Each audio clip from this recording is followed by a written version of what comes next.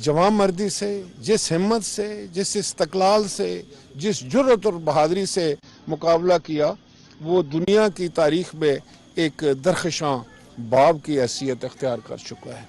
हमें अपने फ़ौज पर फ़ख्र है, अपने मुल्क पर फ़ख्र है, अपने अवाम पर फ़ख्र है, और ये हमें इस बात की निशानदेही करता है कि हम पुरअमन मुल्क हैं, हम पड़ोसियों के साथ अमन से रहना चाहते हैं, हम इस दुनिया में अमन कायम करना चाहते हैं।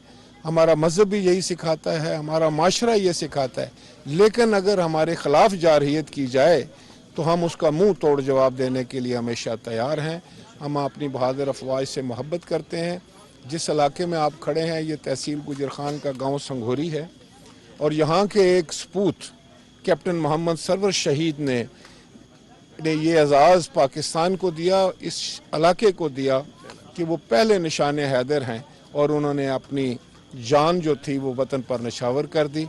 इसी तरह इसी खित्ते में यहाँ से चंद किलोमीटर दूर एक और बहादुर बेटा जो है सवारमंद हुसैन शहीद का मज़ार है, जिस पर मैं अभी जा रहा हूँ, उसे भी ये एजाज़ हासिल है कि उसको निशान हैदर मिला। ये गाजियों और शहीदों की सरजमीन है, ये मोहब्बत करने वालों की सरजमीन है, ये दफ़ाए पाकिस्तान की लाज रखने वालों की और जाने कुर्बान करने वालों की सरजमीन है। इस पर हमें फ़ख्र है।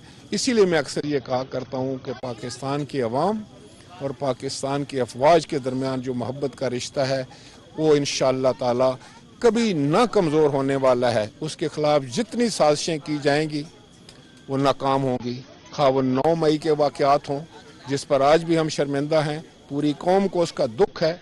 आज भी हमें ये इस बात की याद दिलाती है कि हमें आपस में इत्तेहाद रखना है, और अफवाज पाकिस्तान के ख़िलाफ़, पाकिस्तान के ख़िलाफ़ कोई साजिश हो, कोई हाइब्रिड वार हो तो उसका मर्दाना वार मुकाबला करना है। बहुत शुक्रिया।